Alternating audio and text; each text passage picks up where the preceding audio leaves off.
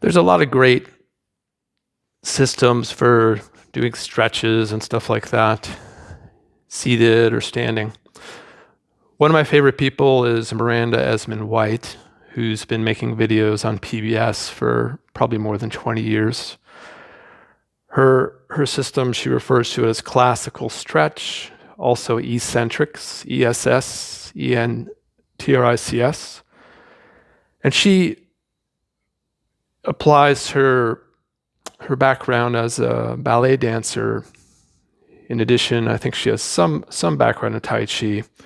She applies that to her dynamic stretching system, where she really focuses on the connective tissue, right? So a lot of her approach is going into the end range so you can feel stretching through the body, and then not dwelling too much on any one given pattern. So maybe 5-6 reps, and then she'll move on to something else. So I think it can be pretty useful. I've had some patients who really enjoy it. As a standalone exercise system, it's not enough because there's no strengthening and whatnot, but it is a good system. So the hips are one other joint that we could really target while we're sitting. As we get older, a lot of us kind of lose that function to, even being able to cut our own toenails. So it's a good idea to practice this. So the two basic approaches that we're going to do for the hip are going to be gently drawing the knee up towards the opposite shoulder. Again, you could structure it where you do a few active patterns, nice and easy. Or you could go right to doing maybe a 20-second hold. Once you're holding, use your breathing to feel you could open up that joint, open up that tissue a little bit. So basically, just what that means is as you breathe in, feel that you could fill up the space where you feel the stretch. Just make it kind of stretch like you're kind of pushing through an elastic balloon.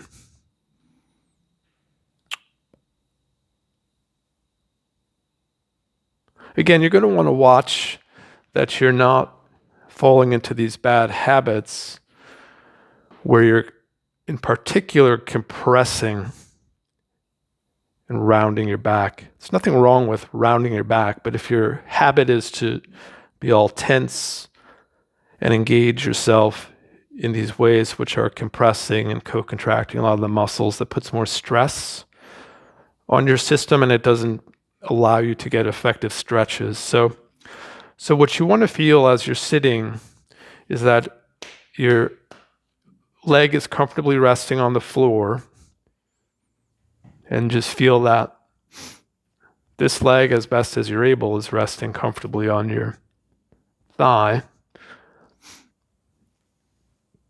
And then your head floats up from the crown and your tail sinks down. So you just create a little bit of that soft lengthening in the spine. Like I was doing with the calf stretch with the strap, I approach it in a similar way. So instead of just pulling with my hands, which is okay, that's more of a local approach. So I feel a more local stretch in the hip. What I do is I move towards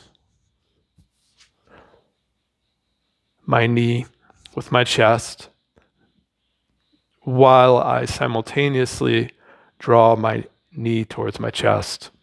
So doing the two movements together really helps me to link up my whole system. So I've got my skeletal system and my connective tissue system that I really want to figure out. How can I connect these two systems, which are so vital to my health and function? So lengthen, move towards as you draw. the knee towards the chest. You get a nice stretch that way. The other stretch is just gently resting your hand on the knee, right, to open up the hip a little bit. And then slowly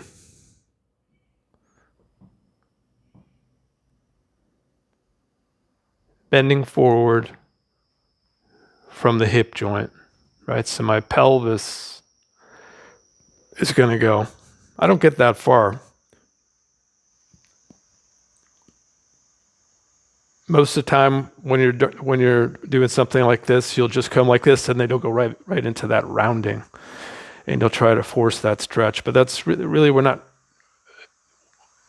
doing that sort of approach. We want to be a little more clear. So it's motion coming from the rotation, the tilting forward of the pelvis.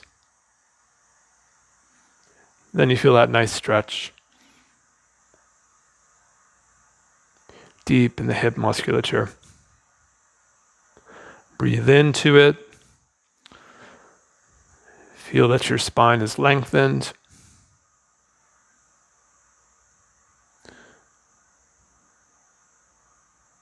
And when you finish up, take a moment to feel the difference in sitting and standing and walking. And again, just notice what you notice and see what comes up.